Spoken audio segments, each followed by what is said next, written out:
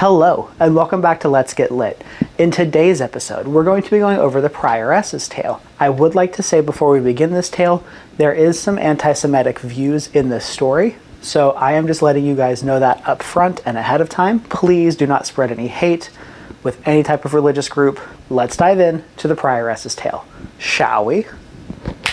Our host praises the seaman in his wonderful tale. He jokes and says that no one should ever invite a monk over to his house or keep him in such highly estate. He then says that there should be another tale that is told and goes to the prioress and asks if she will give us a tale. She says yes, and she begins her story. The prioress begins with her dialogue with a prayer to Mother Mary, asking her for guidance and to help her with her story. Prioress starts out by telling that this story takes place in Asia, in a Jewish colony where there are a few Christians who lived there. She tells of how there was a Christian school and all the Christian children were there to learn and to sing and to do what every child does at that age. Among the children who lived there was one little boy who was about 7 years old, and he belonged to a widow. He was studying in school when he was made aware of the other kids singing a song in Latin that he didn't know what it was. So he asked one of his friends who was older to tell him what kind of song it was and what the translation was. The older kid said that it was praises and worships to Mother Mary when people were dying, but that he couldn't really make out what the full song was. This little 7-year-old decides that he's going to learn the entire song and be able to sing it in honor of Mother Mary.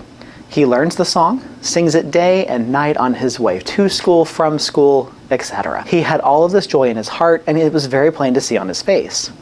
The narrator then states that Satan, the great serpent, an ancient foe of Christians, started to work his way into the hearts of the Jewish people. He makes it to where they're having hatred in their hearts towards this small child. And the hatred grows so much that one day when the little child was on his way home from school, they gathered in the alley, leapt forth, seized him, slit his throat, and cast his body into a pit. The narrator says that the widow waited up all night for the child to return home, but when he did not, she went out immediately the next day to try and figure out where he was. And she soon found out that he was last seen in the Jewish colony. She goes to the Jewish colony and asks everyone she can if they've seen her son. A lot of them tell her no, and that unfortunately they can't help her. But she is close by the pit where her son had been thrown in, prayed to God for some sort of help. After she finishes praying, she can hear her child's voice singing the hymn to Mother Mary. This startles her and also startles other Christians that are on the street who came to see what was going on. As the singing grew louder and louder, the nearby Christians lifted the small boy out of the pit.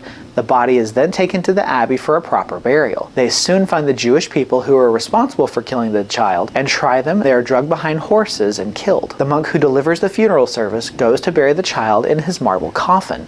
He asks the child how he is still able to sing though his throat has been slit. The child tells him that whenever his throat was cut, Mother Mary came to him and placed a grain upon his tongue that allowed him to sing this sort of praise to her until the grain was taken away. Once the grain is taken away, Mother Mary would come back and take his soul into heaven. When the monk hears this, he then reaches into the child's mouth, takes out the grain, to which the child dies and his soul goes to heaven. The end of this tale is just the prioress giving praise to Mother Mary, and this is where her tale ends. Thank you for watching. Please remember to like, share, and subscribe. And as always, stay lit.